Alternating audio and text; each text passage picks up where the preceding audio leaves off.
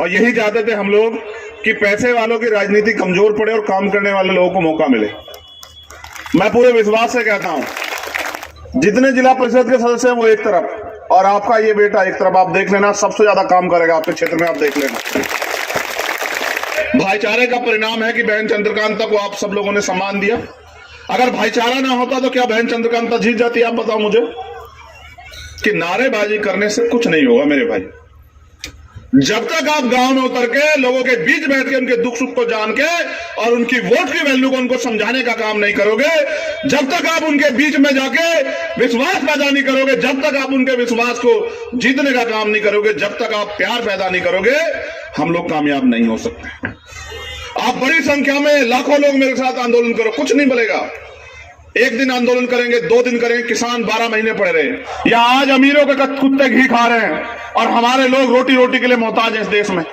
मैं इस गांव के 10 घर दिखा दूंगा, अगर सुबह वो काम पे ना जाए तो उनके घर में रोटी नहीं आएगी। मैं जानता हूं अपने समाज को। आप सब लोगों से उम्मीद करते हो, वो झूठे वादे करते हैं कि आपकी जिंदगी बदलेंगे। मैं ये नहीं कहता कि नुकुल को जो पद आपने दिया है वो आपकी जिंदगी बदल देगा, मगर मैं ये वादा आपसे कह रहा हूं कि अगर कुदरत ने, प्रकृति ने मुझे 10 साल की जिंदगी दी, इस 10 साल में मैं अपनी पूरी चप्पलें घिस घिस के हर एक गांव में जाके अपने साथियों के जरिए इस देश में वो सामाजिक और आर्थिक परिवर्तन जो माननीय प्रकाश राम साहब चाहते थे वो करके दिखाएंगे हम लोग। क्योंकि आज ये जरूरत है, एक तरफ वो हमें जो अधिकार मिले हैं थोड़े बहुत उनको खत्म करना चाहते हैं, और एक तरफ मेरा विशालकाय समाज बैठ के तमाशा देख रहा है। और जब सरकार में भागीदारी आपकी होगी तब मैं गारंटी देता हूं कि तब बनेंगे आपके लिए कानून और आपकी तरफ आंख उठाने वाले का इलाज हो जाएगा शाम तक। आप मेरी बात को याद रखना। आप लोग संघर्ष करने को तैयार हो या नहीं हो बताओ? नौजवानों से ज्यादा आज बुजुर्गों के हाथ उठे हुए हैं। अच्छा, वो टीवी वाले मुझसे पूछते हैं, गजब की बात बता रहा हूं आपको। अभी उन्होंने मुझसे पूछा कि इंटरव्यू में कि भाई नौजवान तो साथ है मगर वो दद्दा तो साथ दिख नहीं रहे। तो आज तो यहाँ हमारे चाचा ताऊओं की, दादाओं की बड़ी फौज बैठी हुई है। आपका आशीर्वाद मेरे साथ है या नहीं है बताओ जरा हाथ उठा के। जब किसी बहन के साथ अन्याय अत्याचार होता है मेरा दिल कांपने लग जाता है। मैं अपनी भावुकता को नहीं रोक पाता। मैं चाहता हूं ये खत्म हो जाए, लेकिन मेरे हाथ में भी आपने वो ताकत नहीं दी है। जिस दिन मेरे हाथ में वो ताकत होगी, मैं पूरी ईमानदार से कह रहा हूं कि आपकी तरफ आंख उठाने वाला 1000 बार ना सोचे तो मुझे कहना, मेरा कान पकड़ के बताना कि चंद्रशेखर क्या हो रहा है।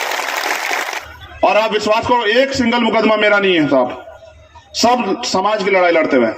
मैं कह रहा हूं मेरी उम्र मेरे के दिन साल के इतने मुकदमे लाद दो, लेकिन जब तक मेरे शरीर में लहू का आखिरी कतरा है तब तक मैं लड़ता रहूंगा। मुझे कोई नहीं रोक सकता तब तक।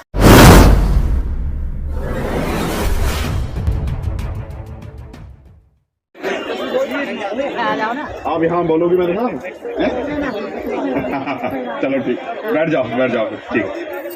क्या हाल है भाई? आप वहाँ बैठो, जाओ मेरी कुर्सी पे जाओ, वहाँ आके बैठो, जाओ जाके बैठो। जय भीम। सबसे पहले तो इस गांव के सभी ग्रामवासियों का बहुत बहुत धन्यवाद।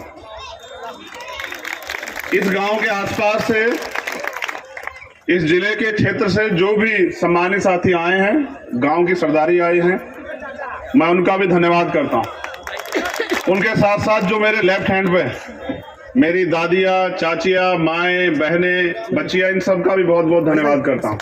हमारे नौजवान साथियों का बहुत बहुत धन्यवाद करता हूँ। मुझे 10-15 मिनट आपसे बात करनी। मैं तो स्वागत बहुत करवाता रहता हूँ, और जब मेरा स्वागत होता है तो मैं स्वागत करने वालों के चेहरे भी देखता हूँ। चलो वो कहीं ना कहीं थोड़ी बहुत ही खुशी तो महसूस कर लेते हैं मेरा स्वागत करके। लेकिन मुझे आपसे बहुत जरूरी बात कहनी। अगर स्वागत करने से आपके दिल में ठंडक पड़ जाए तो बहुत अच्छी बात है। मेरा मानना तो है जब तक आपके जो अधिकार संविधान ने आपको दिए वो नहीं मिलते तब तक तो ठंडक नहीं पड़नी चाहिए। अगर छोटी सी चीज पे अपने दिल को सहमत कर लोगे तो मुझे लगता है कि आगे की लड़ाई नहीं लड़ पाओगे। तो इसलिए मैं आप चाहता हूं कि आप मेरी बात को ध्यान से सुने और उस पर अमल करें। ये जो नौजवान साथी है ना, मैं इनका बहुत बहुत धन्यवाद करता हूं। आज मैं जो कुछ भी हूं, मुझे गर्व है कहने में कि मैं अगर आज जो कुछ भी हूं तो वो भीम आर्मी की कार्यकर्ताओं की वजह से, अपने समाज की वजह से, वो बहुजन समाज की। और मैं इस मंच के माध्यम से घोषणा करता हूं मैं मेरे जिंदा रहते मेरा शरीर और मेरे मरने के बाद भी मेरा शरीर मेरे समाज के काम आएगा, मेरा ये वादा है इस मंच के माध्यम से। पुनः अपनी बात को शुरू करते हुए सबसे पहले बहन चंद्रकांता जी को और छोटे भाई नुकुल को बहुत बहुत धन्यवाद, उनको बधाई और उनके लिए मंगल कामनाएं। मैं तो ये समझता हूं कि जीत में अगर सबसे बड़ा रोल कोई है तो उनकी मेहनत का और यहाँ के कार्यकर्ताओं की, यहाँ के समाज की, जिन्होंने उन पर विश्वास लगाया। मेरा कोई रोल नहीं, उन सबकी मेहनत का कारण है। और नुकुल ने बहुत मेहनत की है, हमारे प्रभारी जी परवाल साहब, कमल बराड़ा जी, रामे प्रधान जी, राजगुरु जी, तमाम हमारे यहाँ के लीडर, सब लोगों ने बहुत मेहनत की है, यहाँ काम किया है। उनके काम की वजह से विश्वास पैदा हुआ है कि नुकुल जैसे गरीब परिवार के बच्चे को, बेटे को भी जो आप लोग विश्वास उसके ऊपर कर रहे हैं। और यही चाहते थे हम लोग कि पैसे वालों की राजनीति कमजोर पड़े और काम करने वाले लोगों को मौका मिले। मैं पूरे विश्वास से कहता हूं, यहाँ के जितने जिला परिषद के सदस्य, जिला परिषद बोलते हैं आप यहाँ, जितने जिला परिषद के सदस्य हैं वो एक तरफ और आपका ये बेटा एक तरफ, आप देख लेना सबसे ज्यादा काम करेगा आपके क्षेत्र में, आप देख लेना। क्योंकि हमने इस आंदोलन में यही सिखाया कि हजारों साल से जो समाज ठगा गया है, उनको उम्मीदें तो बहुत होती है लेकिन उनकी उम्मीदों के साथ हमेशा धोखा होता है। तो इसलिए आप लोग उनके लिए मेहनत करना, उनके लिए अवसर पैदा करना और जो समस्याएं हैं उनके समस्याओं को हल पैदा करना। और मैंने देखा है कि नुकुल और यहाँ जो तमाम साथी हैं, राजगुरु भाई और उनकी पूरी टीम ने अपने दम पे यहाँ पहचान बनाई है, मेहनत की है उन्होंने, एक लड़ाई लड़ी है। जहां भी जुल्म जाति अन्याय हुआ, जहां जरूरत हुई, उन्होंने लड़ाई लड़ी और विश्वास पैदा किया। मेरे जैसे भाई को भी उनकी वजह से हिम्मत मिलती है, वो काम करते हैं, उनका श्रेय मुझे मिलता है। आज का ये अच्छा माहौल, अच्छा दिन है। प्रभारी जी ने मुझसे कहा कि आपको आना है उनके धन्यवाद सभा में। किन्हीं कारणों से मेरे ऊपर काम ज्यादा है तो मैं नहीं आ पा रहा था, फिर भी मैंने तय किया कि वहां की टीम का हौसला बढ़ाने के लिए मैं जरूर जाऊंगा। अब मैं अपनी बात को शुरू करता हूं। मैं आपसे बस ये अनुरोध करूंगा कि आपको मेरी बात अच्छी लगे या बुरी, बस आप ताली ना बजा के मेरी बात को सुनो। क्योंकि मैंने महसूस किया है कि जब आप ताली बजाते हैं ना तो आप अपने ध्यान से वो बात हटा देते हैं जिस बात के लिए आप ताली बजा रहे हैं। बस आप ताली बजाने में खुश हो जाते हैं। ना तो ताली बजाने से आपका भला हो सकता, ना ही किसी को गाली देने से आपका भला हो सकता।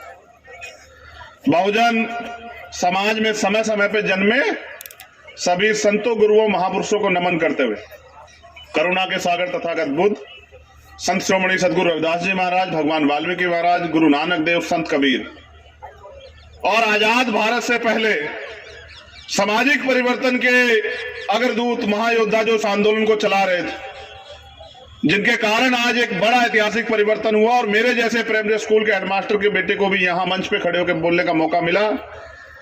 परम श्रद्धेय राष्ट्रपिता ज्योतिबा फूले, मां सावित्रीबाई फूले, मां फातिमा शेख, छत्रपति साहू जी महाराज, परम पूजनीय बाबा साहब अम्बेडकर, मान्यवर दीना भाना वाल्मीकि साहब, महामना रामस्वरूप वर्मा, सर छोटू राम चौधरी, चरण सिंह, महाराज सिंह भारती जी, बाबू जगदेव प्रसाद कुशवाहा, जननायक कपूरी ठाकुर, बिरसा मुंडा, मेरे रहबर, मेरे गुरु, मेरे आदर्श मान्यवर साहब काशीराम, उन सबको भी नमन करते हुए ये इधर जो है, मुझे एक शिकायत तो नुकुल से रहेगी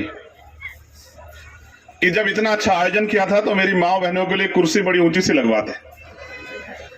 जब जिस समाज की माएं बहनें धरती पे जमीन पे बैठे, वो समाज सम्मानित कभी हो ही नहीं सकता है, कभी नहीं हो सकता है। आप चेक करके देखना, जो समाज सम्मानित महसूस करता है या उसने अपने अंदर काबिलियत ताकत हासिल की है, उनकी महिलाएं कुर्सियों पे बैठती हैं। उनकी महिलाएं कभी धरती पे नहीं बैठती, जमीन पे। उनकी महिलाएं सम्मान से बैठती हैं कुर्सियों पे। और जब तक इस समाज में ये स्वाभिमान पैदा नहीं होगा, बहुजन समाज में, कि वो अपनी बहन बेटे को सम्मान का जीवन दे सके, तब तक आंदोलन पूरा नहीं हो सकता है। हम लोग आंदोलन चला रहे हैं, क्यों चला रहे हैं जानना जरूरी है। क्यों मेरे जैसे लोग, नुकुल जैसे लोग, रामे प्रधान जैसे लोग, धर्मवीर प्रवाल जैसे लोग अपने बच्चों को, अपने करियर को, अपने जीवन को दांव पर लगा के इस आंदोलन को चला रहे हैं। इसलिए चला रहे हैं कि आज तक जो कुछ भी हमें मिला वो मांगने से नहीं मिला, ना रोने से मिला, ना चिल्लाने से मिला। हमारे महापुरुषों ने अपने खून का बलिदान किया इस देश में, अपने जीवन को निछावर किया, तब हमें अधिकार मिले इस देश में। एक भी अधिकार ऐसा नहीं, पानी के पीने से लेके, पढ़ने से लेके, घूमने से लेके, हवा, खुली हवा में सांस लेने तक की आजादी के लिए, बहनों को पहनने के लिए, कपड़ों के लिए, तमाम तरह के लिए आंदोलन हुए।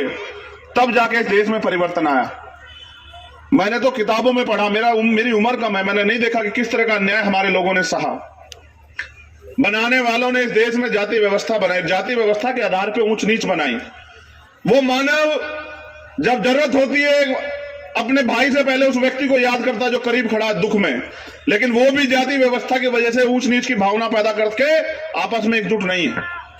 हमारे गुरुओं महापुरुषों ने सिखाया हमें कि मन के एक समान, मानव मानव एक समान है, और हम इस बात को मानते भी हैं। लेकिन फिर भी बनाने वाले ने इस देश में जाति व्यवस्था बनाई, और उस जाति व्यवस्था को बनाने के पीछे उसका एकमात्र कारण यह था कि ये लोग आपस में बटे रहे, एकजुट ना हो। आप आज देखो, इंसान अपने घर में कुत्ता पालता है, बिल्ली पालता है, भेड़ पालता है, बकरी पालता है, गाय पालता है, उससे प्यार करता है, लेकिन अपने पड़ोस में रहने वाले उस इंसान से प्यार नहीं करता जाति व्यवस्था के वजह से। उसको लगता है ये गरीब है, कमजोर है, ये छोटी जाति का है, बड़ी जाति का, घृणा पैदा कर दिए। और इसके खिलाफ बाबा साहब अम्बेडकर, उन्होंने एक किताब लिखी है नेशन ऑफ कास्ट, जाति का विनाश, कि जाति खत्म हो जाए और हम लोग भाईचारे में बंधे और एक दूसरे के सुख दुख की लड़ाई लड़े। और देखिए, भाईचारे का परिणाम है कि बहन चंद्रकांता को आप सब लोगों ने सम्मान दिया। अगर भाईचारा ना होता तो क्या बहन चंद्रकांता जीत जाती? आप बताओ मुझे। एक जाति के आधार पे हम लोग इस देश में राजनीतिक रूप से कामयाब नहीं हो सकते। अगर हमें राजनीतिक रूप से कामयाब होना है तो अपने अपने भाइयों को, उन लोगों को जो बिल्कुल हमारे जैसे हैं, जो इस देश के SC ST OBC और माइनॉरिटी के लोगों में भाईचारा पैदा करना होगा। और वो भाईचारा पैदा दीवार खींच के नहीं होगा, वो भाईचारा पैदा एक दूसरे के सुख दुख में खड़े होकर होगा, वो भी निस्वार्थ भाव से। जब हम स्वार्थ से किसी के साथ खड़े होंगे तो वो संबंध ज्यादा दिन नहीं चलेंगे। जब हम एक दूसरे के लिए मरने मिटने के लिए, एक दूसरे के दुख सुख को में साथ निभाने के लिए तैयार रहेंगे तो भाईचारा पैदा होगा। ऐसा ही प्रयास किया हमारे महापुरुषों ने। एक समय था कि जब इस देश में गरीबों पर जमीन नहीं होती थी, तब सर छोटूराम और बाबा साहब अम्बेडकर ने मिलकर आंदोलन चलाया और लड़े, अंग्रेजों से भी अपने अधिकारों के लिए लड़े, और फिर उस काम को पूरा किया चौधरी चरण सिंह जी ने। जब जमींदारा प्रथा खत्म हुई तब जाके लोगों के पास जमीन आई। हमें समझना पड़ेगा, हर एक महापुरुष ने अपने अपने समय में आके काम किया। अंधविश्वास पाखंडवाद के खिलाफ पेरियार रामास्वामी नायकर, पेरियार लल्ले यादव, महामना रामस्वरूप वर्मा, इतने बड़े बड़े काम करके गए सामाजिक परिवर्तन के। राष्ट्रपिता ज्योतिबा फुले। हमें समझना पड़ेगा कि देश के बहुजन समाज के लोग, पिछड़े वर्ग के लोग, दलित समाज के लोग, आदिवासी लोग, माइनॉरिटी के लोग भाई भाई हैं। उनका एक दूसरे से खून का रिश्ता है, दुख का रिश्ता है, परेशानी का रिश्ता है। और उस रिश्ते को समझ के अगर हम एकजुट नहीं हुए देश में, तो अभी हमारे बहुत ही विद्वान साथी, बहुत बड़े संगीतकार हमारे मंजीत जी ये कह रहे थे कि अगर एकजुट ना हुए तो संविधान खत्म हो जाएगा। आपको समझना पड़ेगा संविधान है क्या और संविधान आपको देता क्या है। ये जो आप आजादी से बैठी हो ना मेरी माँ बहनों, ये संविधान की देन है। अगर आज ये चंद्रकांता जिला परिषद की मेंबर बनी, इसका अधिकार बाबा साहब अम्बेडकर ने संविधान में हमें दिया।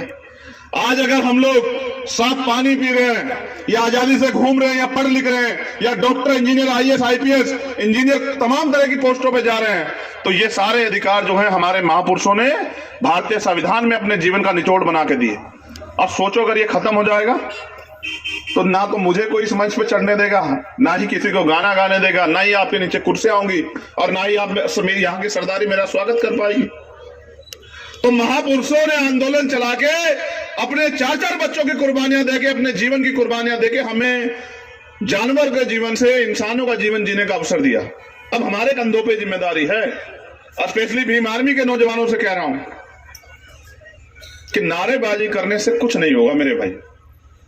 जब तक आप गांव में उतर के लोगों के बीच बैठ के उनके दुख सुख को जान के और उनकी वोट की वैल्यू को उनको समझाने का काम नहीं करोगे, जब तक आप उनके बीच में जाके विश्वास पैदा नहीं करोगे, जब तक आप उनके विश्वास को जीतने का काम नहीं करोगे, जब तक आप प्यार पैदा नहीं करोगे, हम लोग कामयाब नहीं हो सकते। इस देश में अगर कोई भी कानून बनवाना है अपने अधिकारों के लिए तो वो बनेगा विधानसभा में या संसद में। और संसद में अगर आपकी संख्या नहीं है, विधानसभाओं में आपकी संख्या नहीं है, तो फिर आपके लिए कोई कानून नहीं बनेगा। अगर बनता तो 72 साल में बन जाता।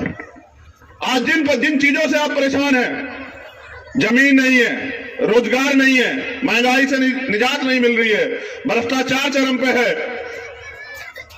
अच्छी पढ़ाई नहीं हो रही, अच्छा इलाज नहीं हो रहा, ये पैदा कहां से होगी? ये मिलेंगी कहां से आपको? सड़क पे नारे लगाने से? आप तो कोरोना काल में इतनी बड़ी संख्या में मरे मजदूर, किसान सुसाइड कर रहे हैं, तो क्या आपके दुख को किसने देख के आपके लिए कुछ छोड़ा क्या? आप बताओ, कोई आपके इस दुख में आपके दुख को देख के आया हो कि नहीं साहब आपके साथ परेशानी, आपके लिए कानून बनाते हैं, आपको ठीक सुविधा मिलनी चाहिए। ये जो तमाम लोग बैठे हैं जो चुनाव के समय आपके अपने होने का नाटक करते हैं, यही चुनाव के बाद आपके हिस्से के अधिकारों को लूटने का, खत्म करने का काम करते हैं इस देश में। बड़ी मेहनत से बाबा साहब अम्बेडकर और माननीय काशीराम साहब के कारवा को हम लोग अपने कंधों पे यहां तक लेके आए हैं, और यहां तक नहीं लेकर आगे तक ले जाना चाहते हैं। कहां तक? जब इस देश के संविधान को पूर्ण रूप से लागू होने का मौका मिलेगा, और जो बाबा साहब अम्बेडकर ने सपना देखा इस देश की सर्वोच्च गद्दी पे बाबा साहब अम्बेडकर को मानने वाला उनका बेटा बैठ के इस देश के कमजोर शोषित वंचित तबके के लिए, उनके अधिकारों के लिए कानून बना के उनको असली आजादी इस देश में देगा। जब तक वो दिन नहीं आता तब तक अगर आप चैन से बैठे हो तो आप तमाशा देख रहे हो अपने बुरे हालात का। इसलिए मैं इस स्वागत से बहुत खुश नहीं हूं। मैं आपके दिल की इच्छा का दोनों हाथ जोड़ के सम्मान करता हूं कि आप मुझको बहुत प्यार करते हैं, आशीर्वाद भी देते हैं, मेरे लिए अपना तन मन धन लुटाने को तैयार है। लेकिन आप मुझे बताओ, जब बेटा कमाऊ हो जाए तो उसका कोई फर्ज नहीं है क्या? पिताओं के, दादाओं के, चाची दादी बहनों के प्रति, भाइयों के प्रति क्या उसका फर्ज नहीं है? आज समाज ने मुझे इतनी बड़ी पहचान दी, मेरे दिल में भी दर्द है कि मैं आपके साथ जो परेशानियां, चाहे वो गरीबी हो, चाहे वो भूख हो, चाहे वो जमीन हो, चाहे वो रोजगार हो, चाहे वो मकान की समस्या हो, या स्वाभिमान सम्मान की समस्या हो, या जो अन्याय अत्याचार हो उसकी समस्या हो, मैं उसको जड़ से खत्म करना चाहता हूं। लेकिन वो तभी खत्म होगी जब आप मुझे राजनीतिक ताकत दोगे। आप बड़ी संख्या में लाखों लोग मेरे साथ आंदोलन करो, कुछ नहीं मिलेगा। एक दिन आंदोलन करेंगे, 2 दिन करेंगे, किसान 12 महीने पड़े रहे, और वो प्रधान मिनिस्टर ने कह दिया कि भाई ठीक है, हम ये कानून वापस ले रहे हैं और बाकी आपकी मांगे पूरी कर देंगे, आज तक नहीं की। तो आंदोलन से ज्यादा अगर राजनीतिक ताकत अपने हाथ में आप लेने के पीछे काम करोगे तो शायद हमारी जिंदगी बदल जाए। मैं तो पूरे भारत में घूमता हूं, मेरी बहनें माएं सुन रही हैं मुझे। हजारों गांव ऐसे हैं जहां आज भी साफ पानी नहीं पहुंचा। हजारों गांव ऐसे हैं जहां आज भी हॉस्पिटल नहीं है, सुविधाएं नहीं है। हजारों गांव ऐसे जहां स्कूल नहीं है। भारत के अंदर करोड़ों लोग अच्छा इलाज ना मिलने के कारण आज तक मर चुके हैं। आज भी लाखों लोग जो हैं वो खुले आसमान के नीचे सोते हैं। जाओ बस स्टैंड पे देखो, जाओ रेलवे स्टेशन पे देखो, जाओ तमाम मंदिरों के बाहर देखो, मस्जिदों के बाहर देखो, लोग सोते नहीं सोते खुले में। और हजारों लोग जो हैं भूख के कारण जो है एक टाइम का खाना खाते हैं इस देश में, और कह रहे हैं देश तरक्की कर रहा है। ये कौन है? हजारों लाखों करोड़ों लोग, ये आपके और हमारे लोग जो आज भी इस देश में व्यापक सामाजिक और आर्थिक गैर बराबरी के शिकार हो रहे हैं। यहां मुझे कहने में कोई परहेज नहीं, मैं गरीब का बेटा हूं, किसान का, प्राइमरी स्कूल का हेडमास्टर का। या आज अमीरों के कुत्ते घी खा रहे हैं और हमारे लोग रोटी रोटी के लिए मोहताज हैं इस देश में। मैं इस गांव के 10 घर दिखा दूंगा, अगर सुबह वो काम पे ना जाए तो उनके घर में रोटी नहीं आएगी। मैं जानता हूं अपने समाज को। आप सब लोगों से उम्मीद करते हो, वो झूठे वादे करते हैं कि आपकी जिंदगी बदलेंगे। मैं ये नहीं कहता कि नुकुल को जो पद आपने दिया है वो आपकी जिंदगी बदल देगा, मगर मैं ये वादा आपसे कह रहा हूं कि अगर कुदरत ने, प्रकृति ने मुझे 10 साल की जिंदगी दी, इस 10 साल में मैं अपनी पूरी चप्पलें घिस घिस के हर एक गांव में जाके अपने साथियों के जरिए इस देश में वो सामाजिक और आर्थिक परिवर्तन जो माननीय काशीराम साहब चाहते थे वो करके दिखाएंगे हम लोग। क्योंकि आज ये जरूरत है, एक तरफ वो हमें जो अधिकार मिले हैं थोड़े बहुत उनको खत्म करना चाहते हैं, और एक तरफ मेरा विशालकाय समाज बैठ के तमाशा देख रहा है। एक दिन काम करने से एक दिन की रोटी आएगी साहब, 365 दिन काम करना पड़ेगा। जो नौजवान इस नीले पटके को डालते हैं ना, जो जय भीम का नारा लगाते हैं, वो तो भूखे पेट भी काम करने वाले लोगों। लेकिन समझ लो काम क्या करना है। आपके जिले में कितने गांव हैं पलवल में, बताओ कितने? 289 गांव में से एक भी गांव ऐसा नहीं होना चाहिए जिसमें कम से कम 1 या 2 परिवार आपके साथ ना जुड़ा हो। इस काम को 1 महीने में करके दिखाओ, फिर अगले 1 साल उसी गांव में एक परिवार के साथ साथ 1 महीने में एक परिवार को जोड़ते हुए 12 परिवारों को जोड़कर काम करो, और फिर आएगा 2024। मैं गारंटी से कहता हूं, जब एक एक गांव में 12-12, 15-15 परिवार आपके साथ जुड़ जाएंगे और वो भी आपकी बात को समझ जाएंगे, तो मैं लिख के देता हूं, यहां से पलवल से विधायक आपके होंगे, सरकार में हिस्सेदारी भागीदारी आपकी होगी, और जब सरकार में भागीदारी आपकी होगी तब मैं गारंटी देता हूं कि तब बनेंगे आपके लिए कानून, और आपकी तरफ आंख उठाने वाले का इलाज हो जाएगा शाम तक। आप मेरी बात को याद रखना, सड़कों से कानून नहीं बनेंगे। और एक दिन काम करके मेरे आने पे खूब मोटरसाइकिलें, खूब गाड़ी दौड़ा के काम नहीं चलेगा, बहुत गाने बजा के नाच के काम नहीं चलेगा। जिम्मेदार बनना पड़ेगा और गांव गांव में जाके, और वो समाज जो सब पे भरोसा करता है उसके विश्वास को नहीं ठगना है, ये भी याद रखना। बड़ी मुश्किल से अपनी मेहनत से हम लोग ये विश्वास पैदा कर पाए, कोई अपने निजी स्वार्थ में से ठगने का काम ना करे। मैं यहाँ के लीडरशिप से बिल्कुल साफ तौर पे कह रहा हूं कि बड़ी मुश्किल से संघर्ष करके 16 महीने जेल काट के हमने विश्वास पैदा किया, और पीठ नहीं दिखाई आज तक समाज के लोगों को। चाहे किसानों का मामला हो, चाहे सीए का मामला हो, चाहे दिल्ली में गुरु घर टूटा उसका मामला हो, चाहे कोई पूरे देश में अन्य अत्याचार हो। मैं भी राजस्थान, ये सीमा मिलती है बहुत करीब, और मैं भी राजस्थान के 3-4 आंदोलन करके आया, उनको भी ये समझा रहा हूं। आप सब लोगों ने देखा होगा जितेंद्र मेघवाल को मूछें रखने पर हत्या होती है। आपने देखा इंदर मेघवाल को मटकी से पानी पीने पर आजाद भारत में हत्या हो जाती है। और आपने देखा होगा ओम प्रकाश रैगर ने सुसाइड किया, ये लिख के कि मेरे परिवार को न्याय दिलाना। ये सरकार न्याय देना चाहती तो कभी के न्याय दे देती है। तो तमाशा देख रहे हैं आपकी लाशों का, और आप भी तमाशा दिखा रहे हैं। इनकी चिकनी चुपड़ी बातों में आके काम करने वाले लोगों को छोड़ देते हो, और थोड़े बहुत शराब पैसे के अवसर पे इनके साथ हो जाते हो। बताओ अपनी आने वाली पीढ़ियों का इलाज कर रहे हो नहीं कर रहे हो आप? वोट दो धारी तलवार है, आपने अगर दुश्मन को दी तो आपका इलाज करेगी, और अगर अपने व्यक्ति को दी तो आपकी परेशानियों का इलाज करेगी। आपको तय करना पड़ेगा। मैं तो आता रहता हूं फरीदाबाद में, मैं तो आता रहता हूं पलवल में, मैं तो घूमता रहता हूं हरियाणा में, और हमारे प्रदेश संयोजक कमल ब्रावा जी, धर्मवीर जी और यहाँ की लीडरशिप तमाम काम करती है। लेकिन मैं आपसे ये कह रहा हूं, क्या आप गुलामी की जिंदगी में जीना चाहते हैं या अपनी जिंदगी बदलना चाहते हैं? मुझे हाथ उठा के बताइए आप लोग। अगर बदलना चाहते हैं, ये छोटी बच्ची कोई बोली है कि बदलना चाहते हैं, उसको उम्मीद किससे है? उसको उम्मीद है आप सब लोगों से, जिनके गले में नीले पटके डले हुए, जो यहाँ मोटरसाइकिल से 3-3, 4-4 लोग बैठ के घूम रहे हैं, उनसे उम्मीद है। आखिर अकेले चंद्रशेखर से उम्मीद नहीं है भाई। वो तो तुम में भी चंद्रशेखर को देखते हैं। जब तुम नीला पटका पहन के घूमते हो, उनको लगता है यही है चंद्रशेखर। तो उनकी उम्मीदों को पूरा करने के लिए संघर्ष का समय आ गया है। आप लोग संघर्ष करने को तैयार हो या नहीं हो बताओ? नौजवानों से ज्यादा आज बुजुर्गों के हाथ उठे हुए हैं। अच्छा, वो टीवी वाले मुझसे पूछते हैं, गजब की बात बता रहा हूं आपको। अभी उन्होंने मुझसे पूछा कि इंटरव्यू में कि भाई नौजवान तो साथ है मगर वो दद्दा तो साथ दिख नहीं रहे। तो आज तो यहाँ हमारे चाचा ताऊओं की, दादाओं की बड़ी फौज बैठी हुई है। आपका आशीर्वाद मेरे साथ है या नहीं है बताओ जरा हाथ उठा के। या फिर मुझे बताओ कि आपके इस खून में कोई कमी है, आपकी लड़ाई कुछ कमजोर छोड़ी हो तो बताओ। देखो, आपने सबको अवसर दिया है, बड़े बड़े पैसे वालों को, ताकतवर लोगों को। मैं आपका खून आपसे ये अवसर मांगता हूं कि आपने सबको आजमाया। मैं रोज रोज नहीं आ सकता हूं, मेरे कंधों में आपने बहुत बड़ी जिम्मेदारी घेरी है। जब किसी बहन के साथ अन्याय अत्याचार होता है, मेरा दिल कांपने लग जाता है। मैं अपनी भावुकता को नहीं रोक पाता। मैं चाहता हूं ये खत्म हो जाए, लेकिन मेरे हाथ में भी आपने वो ताकत नहीं दी है। जिस दिन मेरे हाथ में वो ताकत होगी, मैं पूरी ईमानदार से कह रहा हूं कि आपकी तरफ आंख उठाने वाला 1000 बार ना सोचे तो मुझे कहना, मेरा कान पकड़ के बताना कि चंद्रशेखर क्या हो रहा है। लेकिन मैं अपने नौजवान भाइयों से भी कह रहा हूं कि पढ़ाई लिखाई करो खूब जम के, लेकिन रोजगार तो सरकार नहीं दे रही है। रोजगार कहां से मिलेगा? रोजगार तब मिलेगा जब रोजगार देने वाली आपकी ताकत बनेगी। देखो, ये लोग मेरे पीछे लगे हुए, मैं कहना नहीं चाहता था इस बात को, लेकिन आपसे कह रहा हूं, ये लोग मेरे पीछे लगे, कहीं से किस तरह आदमी फंस जाए। मैं वकील आदमी, इनसे कहां फंस रहा हूं बताओ?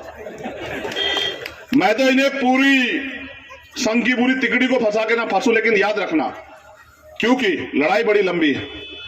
अगर स्वाभिमान सम्मान की जिंदगी चाहते तो कीमत चुकाने के लिए तैयार रहो। मैं यहां पैसा कमाने नहीं आया, विधायक एमपी बनने नहीं आया, कोई गाड़ी बंगला खरीदने के लिए नहीं आया, कोई फार्म हाउस बनाने के लिए नहीं आया। ये सब काम आप पूरी ईमानदार से बताना सीनियर लोग। अगर मुझे एमपी एमएलए बनने का होता तो ये आंदोलन क्यों चलाता? किसी भी दल में शामिल होकर एमपी एमएलए बन जाता। बताओ, मेरे लिए मुश्किल था क्या कोई? आप बताओ, तमाम लोग जितने बैठे हो, क्या मेरे लिए इतनी पहचान बना के एमपी एमएलए बनना मुश्किल है क्या? बताओ। किसी के भी विचारधारा के साथ खड़ा हो जाता, लेकिन मैंने बाबा साहब अम्बेडकर की विचारधारा को चुना, क्योंकि मैं ये समझता हूं कि ये जिम्मेदारी हमारी है, अपने दादा अपने पिताओं के अधूरे काम को पूरा करने की। बताओ, बेटे की जिम्मेदारी होती है नहीं होती? बताओ। अगर पिता एक मकान अधूरा बना के छोड़ गया है तो एक लायक बेटे की जिम्मेदारी है नहीं कि उस मकान को पूरा करे? बताओ। या फिर उस मकान की ईंट भी बेचते? बताओ बताओ। लायक होगा वो पूछ, जो इस मकान की ईंट बेच देगा, नालायक होगा? बताओ। ये क्योंकि घर चलाती है ना, ये सब जानती है। तुमसे भी कह रहा हूं, मैं रोज रोज नहीं आ सकता, मेरी शक्ल देख लो। मैं रोज रोज, मेरे ऊपर बहुत जिम्मेदारी है। अगर कोई अन्याय हुआ तो सबसे पहले आऊंगा, लेकिन आपसे भी उम्मीद करता हूं कि अब तो अपने बेटे की तरफ नजर इनायत करो, अब तो अपने भाई को ताकत दो। अब तो सोचो, अगर आपके लिए आप लड़ने वालों को ताकत नहीं दोगे तो फिर कौन खड़ा हो पाएगा? बताओ। इतने मुकदमे लाद रखे सरकार ने मेरी पीठ पे। अभी जब मैंने एक काउंटर एफर्ट दे दिया, यूपी वाले 31 मुकदमे भेजे, और जय साहब कहा कि साहब देखो कई मुकदमे बेल नहीं तो क्रिमिनल आदमी है, और आप विश्वास करो एक सिंगल मुकदमा मेरा नहीं है साहब, सब समाज की लड़ाई लड़ते हुए। मैं कह रहा हूं मेरी उम्र मेरे के दिन साल के इतने मुकदमे ला दो, लेकिन जब तक मेरे शरीर में लहू का आखिरी कतरा है तब तक मैं लड़ता रहूंगा, मुझे कोई नहीं रोक सकता तब तक। जिस दिन नहीं रहूंगा उस दिन इस लड़ाई को आप लोग संभाल लेना, लेकिन अभी साथ दो। तो जो फोटो खिंचवाने में प्यार जताते हो ना, वो काम करने में जताओ, तब तो मुझे भी आनंद आए। कोई ऐसा एक भी नौजवान साथी नहीं जो काम करता मैं उसका नाम ना जानता हूं। एक हमारे पूर्व अध्यक्ष जी खड़े थे, अभी यहां मैं उनको देख रहा था, उधर खड़े थे। और आज जब मैं आया था, कहां है अध्यक्ष जी? वो पूर्व के अध्यक्ष जी, हमारे जिला अध्यक्ष जी बहुजन समाज पार्टी में थे, कहां है? हरदयाल जी कहां है? हाँ, वो वहां खड़े थे, मैंने देखा। देखो मैं बताता हूँ प्यार किसे कहते हैं। वो आज अपने बेटे के लिए गाड़ियां हटा रहे थे। वो इतना सीनियर आदमी, हमसे पुराना इतना आदमी, वो गाड़ियां हटा रहा था कि भाई रास्ता छोड़ो, हमारा नेता आ रहा है। इस प्यार की कीमत समझते हैं आप? ये पैसे में नहीं मिलता है, ये कमाया जाता है, और भीम आर्मी ने कमाया। मैं धन्यवाद देता हूं पुणे भीम आर्मी के, आजाद समाज पार्टी के कार्यकर्ताओं का, यहाँ की सरदारी का, अपनी माओ बहनों का। तुम चाहते हो नहीं चाहते गरीबी खत्म हो? अच्छा बताओ। जो अमीरों को सुविधा मिल रही है तुम्हें भी मिले, चाहते हो नहीं चाहते? बताओ। ये जो दीवारें बिना प्लस्तर की पड़ी हुई है, ये दीवारें प्लस्तर की बने, चाहती है नहीं चाहती? बताओ। बहनों को भी पढ़ने का, कामयाब होने का अवसर मिले, बताओ चाहती है नहीं चाहती हो? हाँ, आएगा वो अवसर, बाबा साहब अम्बेडकर का सपना पूरा होगा। अब मैं एक और बार उन तमाम ग्रामवासियों का जिन्होंने नुकुल भाई को हिम्मत, ताकत और अवसर दिया, बहन चंद्रकांता को, उनका धन्यवाद करता हूं। और आपसे वादा करता हूं कि अभी आपने एक आदमी को ताकत दी, आप ज्यादा आदमियों को ताकत देते तो जिला पंचायत का जो परिषद का अध्यक्ष भी हमारा होता, फिर तुम सारा बजट अपने लोगों के काम में लगवा देते तत्काल। तो अभी तो आपने एक आदमी जिताया, अगली बार ज्यादा लोग जिताना। ब्लॉक समिति मेंबर भी जिताए। अच्छा, ये 3 ब्लॉक समिति मेंबर हैं। Shrimati Kajal, wife of Vicky, ward number 5 है क्या यहाँ पे? अच्छा, ये यहाँ आ जाओ। और धर्मेंद्र भाई है वार्ड नंबर 4 से, और लाला भाई है गांव सुजवाड़ी से। लाओ भाई लाओ, इनको भी माला पहनाएंगे, लाओ जल्दी लाओ। किशन राजपुरा से किशन मेंबर जी आ जाओ। हरवंश भाई, जिला पार्षद, वार्ड नंबर 19। पार्षद हैं आपके? और कौन है भाई? जल्दी आओ, जल्दी आओ। जिला पार्षद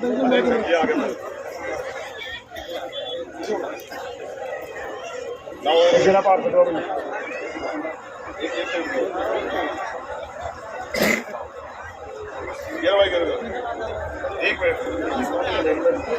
एक चीज आपने देखी बड़े कमाल की, मैंने भी देखी आज। ये सारे के सारे 90% नौजवान हैं। यानी कि अब अपने बुजुर्गों ने, अपनी माओ ने अपने बच्चों पे भरोसा करना शुरू कर लिया है। देखो अब ये अवसर तैयार हो जाएंगे तो 20, 30 साल, 40 साल सेवा करेंगे आप लोगों की। आपको ये भी देखना है कि पेड़ आपको कैसा चाहिए, जो 2-4 साल फल दे या 20-30 साल फल दे, जिस पेड़ को आप सींच रहे हो। तो ये नौजवान लीडरशिप है, अभी वार्ड से जीती है, कल जिला परिषद से जीतेगी, फिर आने वाले कल में विधानसभा जाएगी और आपके क्षेत्रों काम करेगी। बहुत बहुत धन्यवाद। जय भीम, जय भारत, जय संविधान, जय विज्ञान, जय लोकतंत्र। और पुणे जो है सभी ग्रामवासियों की तरफ के लिए बहुत बहुत धन्यवाद और मंगल कामनाएं।